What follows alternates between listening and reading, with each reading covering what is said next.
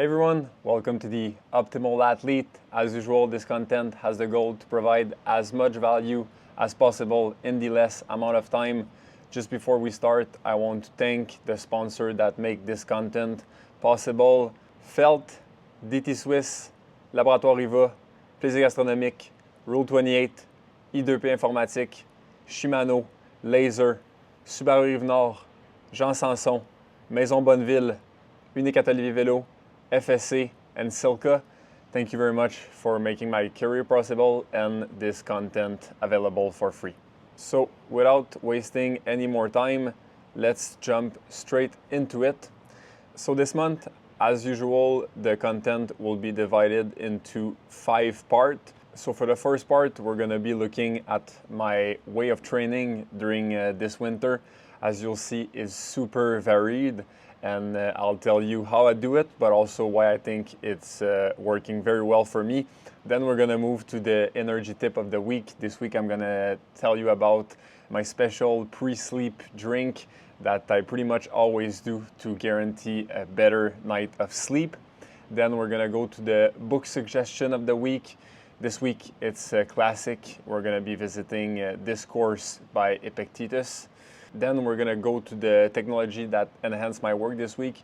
We're gonna talk about compression boots and if I think they're useful or no, and which model I use.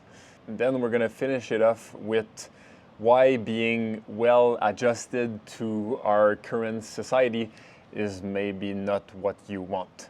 The little bonus is gonna be the album I listened to the most this month. So let's do it. So for this month, race/workout report, we're gonna look at how I train in the winter. So I have 3 examples for you. So the first example is a 5-hour fat bike ride with some sprint and interval at the start and the end of the workout and a fun single track loop in the middle. So I actually do that a lot in the winter. So I'll do my interval before or after, or before and after. This workout in particular was before and after, and I did a fantastic loop in the middle, pretty much all fat bike single track. The second example is a 1-hour threshold workout with anaerobic sprint. So I did pretty much an aerobic 30-second followed by an 8-minute tempo. I did 4 series of that. And I followed that by a 3-hour backcountry ski with friend. My pace was endurance, so I was trying to keep my heart rate between 145 BPM and 150, so upper endurance. The third example is just a strength training session. So I did that this winter. I went to one of my sponsor brand new gym and we did all winter pretty much a 2-hour session, and that's all I would do for the whole day. So I would just do a little activation on the stationary bike and then do 2 hours of strength training, and that was my day. And I'm telling you, it was enough. So a lot of people ask me why I stay in Canada during the winter, and for me, I think for sure traveling plays a big part in it. So not having to travel helped me to just keep the same routine week after week, and I think that's very useful.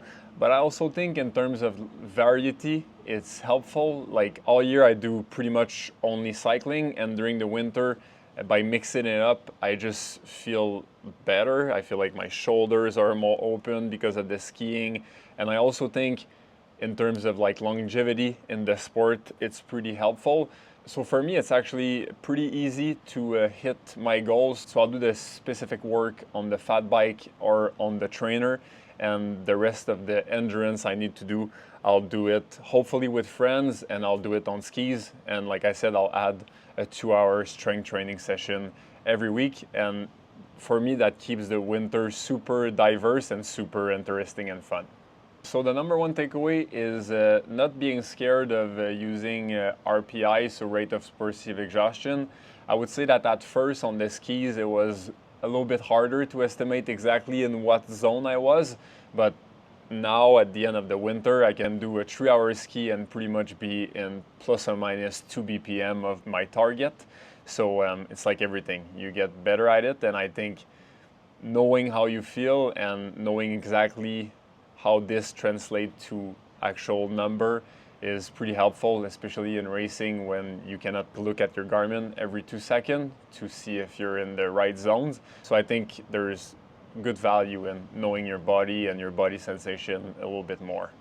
So now let's move to the energy tip of the month. This month, the energy tip is my pre-sleep drink. So it's pretty simple. It's some bone broth, so approximately 250 milliliters of bone broth, plus some collagen powder, approximately 20 grams. I do that because that gives me approximately 5 grams of glycine, 28 grams of protein, and 500 milligrams of salt. Why it helps me sleep? First of all, it's because that amount of glycine is really helpful to decrease sleep onset, because it actually lowers your body core temperature, and that triggers like sleep initiation. Like your body needs to reach a certain temperature to fall asleep, so having the glycine help lower it faster is helpful to fall asleep faster. The second reason why I take this drink is because of the high amount of protein, which support overnight recovery and muscle adaptation. And the last reason why I drink this drink before sleep is because of the salt content. So having a salty drink before bed will raise blood osmolarity, and this will enhance water retention, so it will decrease urine production during sleep. So when I drink this drink before sleep, I don't have to wake up in the middle of the night to go to the bathroom. So yeah, that's my drink. I drink it pretty much every night, and if I feel like I will have maybe more trouble sleeping, I will add inositol, magnesium threonate, and apigenin, but I'll keep the reasoning why for a future episode, so subscribe. So now let's move to the book suggestion of the month. This month I'm gonna go over the 3 quotes I'm pondering from Discourse by Epictetus. So the first quote is 3 words. It's persist and resist. The second one is, but if you won't pay the bill and still want the benefit, you are not only greedy, but a fool. And the third one is, don't hope that events will turn out the way you want. Welcome events in whichever way they happen. This is the path to peace. So now let's go to the technology that enhanced my work this week. This week we're going to talk about compression boots. The one I use are the Ublives Sulflux Relax Recovery Boots. I have 3 reasons why I think they're the best. The first reason is pretty simple, is because of price. The second reason is because they have a wireless design with no connection cable, so the controllers are removable, so they're super easy to charge. So this part here, you can remove it and charge it, so you can pretty much use the boots wherever you want. So like, as you can see, you can remove that low part here. The third reason is the most important, I think. So most compression boots go to pressure between 120 and 140, and those go to a maximum pressure of 165. And I would say, at least for me, when I've used compression boot in the past, I felt like the pressure was insufficient, but with those boots, they press hard enough on my legs to where I feel it's very doing something good to increase blood circulation. So the last thing this month is the mental training, so the note to self, and super simple, it's 1 sentence. To be well adjusted is a sign of mediocrity. Your standard must exceed the norm if you are pursuing excellence. So it's okay to be viewed as different, or also viewed maybe as extreme, because that's what's needed to reach a higher level. So Don't try to be like everybody else all the time. It's okay to have a different standard. And the bonus this week is the self-titled album by Fever Ray. I'm not sure how to describe this album. The atmosphere is one of a kind. If you can listen to it while you're driving at night, I promise you'll have a great experience with it.